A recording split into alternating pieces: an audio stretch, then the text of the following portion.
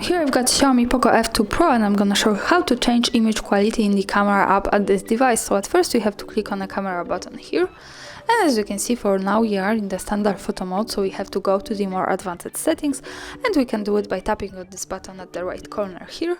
And from here let's move to the left corner to these settings, and by tapping on this we get access to the advanced camera settings. And as you can see in the camera settings, here we have the picture quality, so by tapping on this we can change it, and we can pick from low and standard to the high.